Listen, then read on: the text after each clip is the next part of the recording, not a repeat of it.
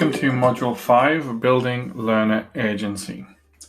So what do we mean by learner agency? Well, there are lots of research papers out there, and the psychological kind of feeling of agency within the education context is probably best described by Mercer in 2011, where Mercer said that firstly, there is a learner's sense of agency, which concerns how agentic an individual feels, both generally and in respect to particular context. Secondly, there is the learner's agentic behavior in which an individual chooses to exercise their agency through participation and action, or indeed through deliberate non-participation or non-action. What does all that mean? Well, basically it means that when a student feels that they have the capacity to act within their learning, they have some choice, they have some voice, they have some responsibility for their learning, then they're exercising agency. The important bit is whether or not they decide to exercise their agency, and whether as teachers we allow them to exercise their agency. So it might be seen in kind of opposition to, and a reasonable kind of description is to say, in some sense, it is the opposite of learned helplessness. So when you have a student in a class who feels they have no voice, they've got no choices, and they don't want to take any responsibility for their learning, then they are suffering from learned helplessness. Whereas agency is the opposite of that. It's where they take responsibility, they use their voice, and they take their choices and make the most out of the choices they have. So if we dig into agency a little bit more, we can probably break it down into 4 parts: intentionality, self-regulation, self-efficacy, and motivation. So just thinking that all 4 of these parts have to happen in order for students to feel like they have agency.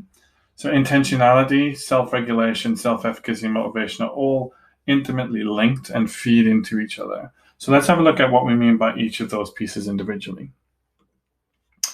Intentionality is thoughtful setting of learning goals. So this is a student saying, in my maths, I'm going to make sure that I do a little bit more work on simultaneous equations because I'm not very sure on them. I'm going to go and make an appointment with my maths teacher. I'm going to read back over all the notes. I'm going to ask my friends.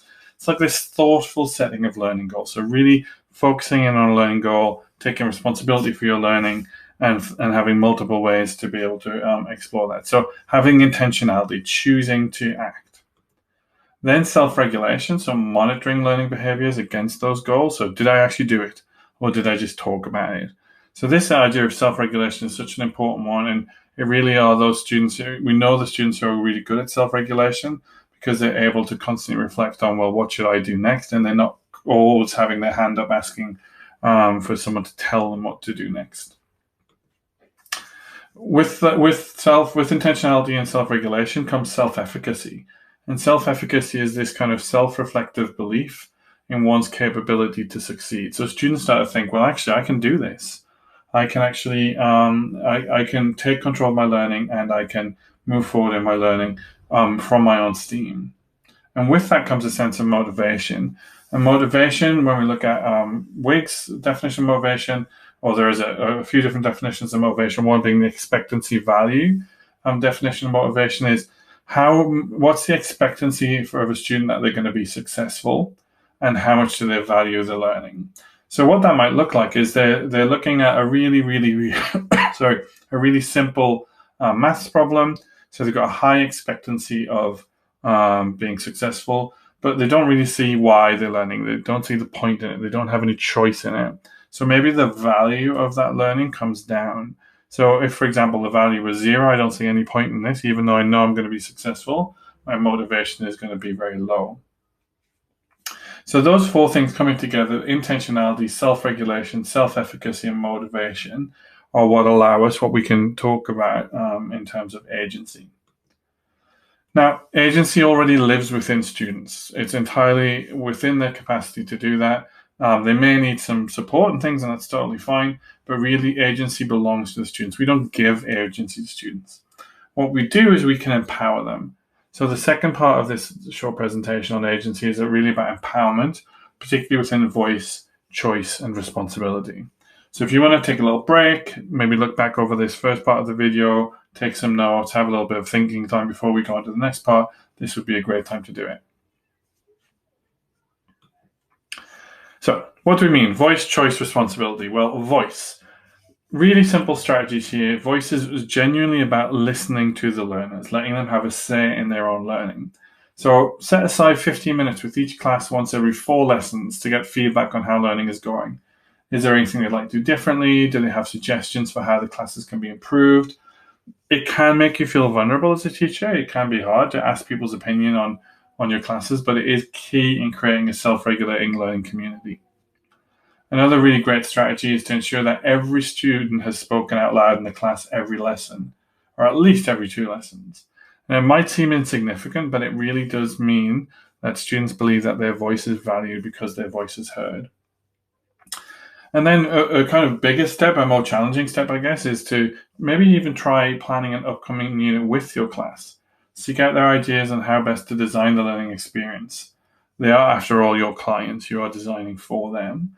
So do any of them have some prior knowledge and able to teach their friends? How can they help you make the learning experience as powerful and engaging as possible?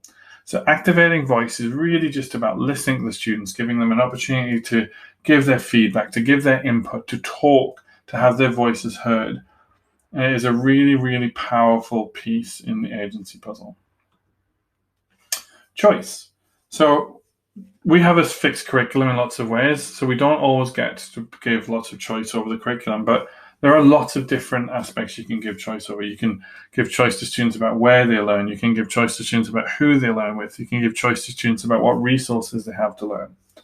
But the 3 simplest ones, the 3 simplest aspects of learning that you can give choice over are content, process, and product.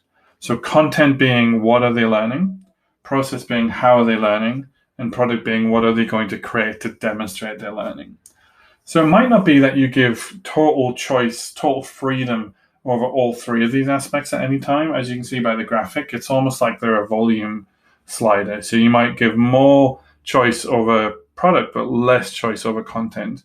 And that might change as you go along. But these are 3 aspects that are really useful to think about when we're thinking about giving choice in terms of agency. So for example, we might have a unit which is all about plate tectonics. And so the content is pretty fixed. So we need the students to understand how the mantle works, how the core works, how the plates shift, how they build up, how they release energy, and how volcanoes are created, etc. So that content's fixed. Now the process might not be. We could say, well, we're going to learn in different ways, we're going to use different resources, we might have a little bit more choice over the process, but the product is absolutely down to the students. We give them total choice. We say, we don't mind. It could be an essay, it could be an infographic, it could be a presentation, it could be a video, it could be whatever you want. But you've got choice over how you are going to prove to us that you have learned what we need you to learn about plate tectonics. So content might be really fixed, process might be a little bit more flexible, and product might be totally open. Or the other way around might be you're learning to make a film, so the product is fixed and the process is fixed, but the content is entirely up to you. So where we can give choice over these pieces, the ownership of that learning experience becomes much more powerful for students. And finally, responsibility. So we've mentioned this numerous times now, but setting or co-constructing clear learning intentions and success criteria, because that success looks different for different people, allowing students to articulate and understand what success means for them is that first step in developing their agency. So getting them to set learning goals. This is what we're going to learn. This is the content we need to know and the skills we need to develop. What are your learning goals going to be within that? Scaffolding the learning experience so students feel supported, but then gradually removing the support as they become more independent. And continuously doing that throughout the year and the years, so that the older students really have a little bit less support and a little bit, in a positive way, they have a little bit less scaffolding and have more independence and responsibility over their learning. And finally, really important in terms of responsibility is I will take responsibility for things I care about. So what I want to do is to help students to see why this learning is important. So I'm going to seek to share and to understand why this learning is valuable and why the students might see it as such. So if the answer is to the question, why are we learning this, is because it's on the test, that motivation is not going to be authentic. So I really want students to understand why this is important. That then links back to creating our concept bubbles when we looked at presenting information, so students can see how all of this stuff links together and they're learning even more. So your challenge, Choose one aspect of agency, that might be voice, choice, responsibility, and use one of the suggested strategies with the class. Get feedback from the class on how that makes them feel as learners, and then share the strategy and feedback with a colleague. Your reflection task for this module, Module 5, is what, so what, now what. This again is a great addition to your toolkit in terms of something you can give to students. The what, I just want you to go in your workbook and jot down what did you learn in this module on agency. So what is, why is this learning important? And now what are your next steps? What are you actually going to do about it? Hope you enjoyed Module 5. We're heading into the very last module coming up, Module 6, where we're going to be looking at capabilities.